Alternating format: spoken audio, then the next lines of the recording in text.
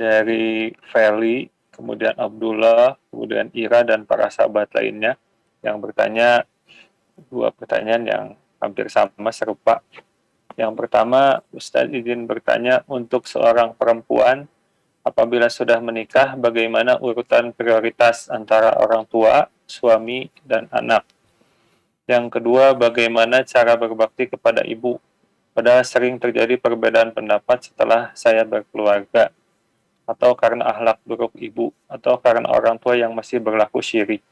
Subhanallah. Taib ahibati fillah. Ya, penting nih kita tahu skala prioritas ya. Siapa yang pertama? Siapa yang kedua? Siapa yang ketiga? Ketika datang seorang kepada Nabi SAW bertanya, "Ya Rasulullah, man ahakun nas bihusni sahabati?" Siapa manusia yang paling berhak mendapatkan pendampinganku, mendapat kebaikanku? Kata Nabi SAW, ibumu. Qultu thumma man? Kemudian siapa? Ibumu. Kemudian siapa? Kemudian ibu.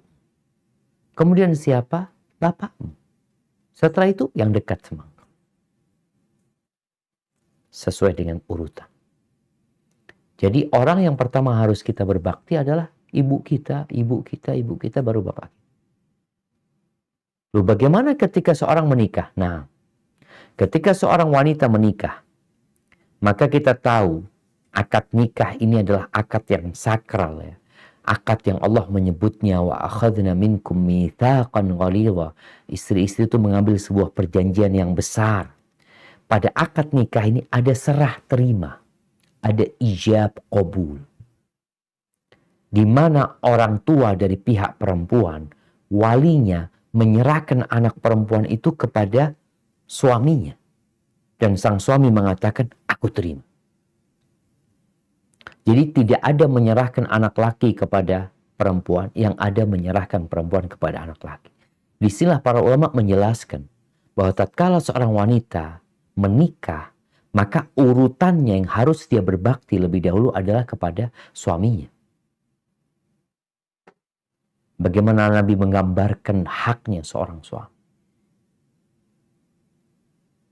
Karena memang orang tuanya sudah menyerahkan. Ada perbedaan anak laki sama anak perempuan.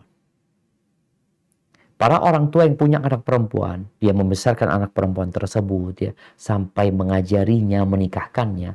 Anak perempuan itu akan menjadi penyelamat orang tuanya dari api neraka. Anak laki enggak. Kenapa? Karena memang orang tua itu secara umum kurang mendapatkan kebaktian dari anak perempuannya.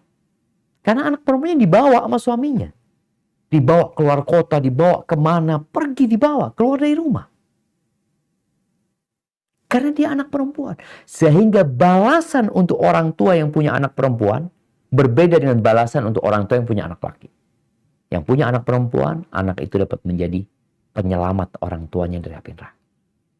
Maka orang tua jangan pernah mengatakan, Ustaz, ana yang menyekolahkan dia, ana yang membiayai dia. Iya. Balasan ana mana? Nanti. Anak itu akan menyelamatkan orang tua dari api neraka. Karena setelah menikah, surga dan neraka anak perempuan adalah suaminya.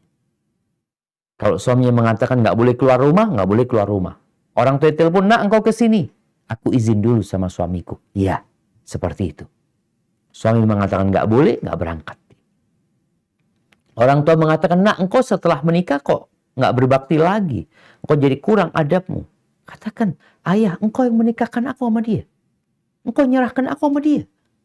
Dan ini konsekuensi sebuah akad. Konsekuensinya ya, mau tidak mau, orang pertama adalah suaminya. Bagaimana ketika ada dua pemimpin? Kesian perempuan. Kalau dia, aku harus taat sama ayah, harus taat sama suami. Maka dia akan hidup dalam penderitaan. Dijadikan suaminya adalah yang harus dia taatin terlebih dahulu. Akan tetapi bukan berarti perempuan gak berbakti sama orang tua. Tetap wajib berbakti sama orang tua. Kebaktian yang penuh dengan batasan. Batasannya apa tadi? Kalau mau ke rumah orang tua, ya aku harus izin sama suami. Tapi kalau dia punya rezeki, mau berbagi sama orang tuanya, dia mau telepon sama orang tuanya, insya Allah hal itu bisa dia lakukan tanpa izin suami di sini. Jadi kebaktian-kebaktian yang bisa dilakukan tanpa izin suami, dia harus lakukan hal itu kepada kedua orang tuanya. Suaminya minta dia resign, berhenti kerja, taat sama suami. Orang tua melarang, taat sama suami. Loh gimana? Ini kan anak sekolah karena orang tua, taat sama suami. Kenapa? Orang tua sudah nyerahkan. Mungkin orang tua sakit hati. Ini karena orang tua nggak paham agama. Tapi bagaimana kalau bicara kita berbakti sama orang tua kalau masih ada banyak salah paham ya, ada pemahaman-pemahaman yang berbeda kadang-kadang sama orang tua, ya kita tetap wajib berbakti sama orang tua kita walaupun orang tua kita kafir ya, wajib berbakti. Yang nggak boleh adalah taat kepada orang tua tatkala menyuruh kepada kemaksiatan. Innama ta'atu fil ma'ruf, ketaatan itu dalam kebaikan. Jadi kalau kita punya orang tua yang melakukan perbuatan-perbuatan mungkar, perbuatan-perbuatan syirik, kita tetap wajib berbakti sama orang tua. Yang bentuk kebaktiannya boleh jadi dengan menasehatin orang tua, ya, membimbing orang tua, mendoakan orang tua, sebagaimana yang dilakukan Nabi Ibrahim kepada bapaknya. Barakallahu fiik.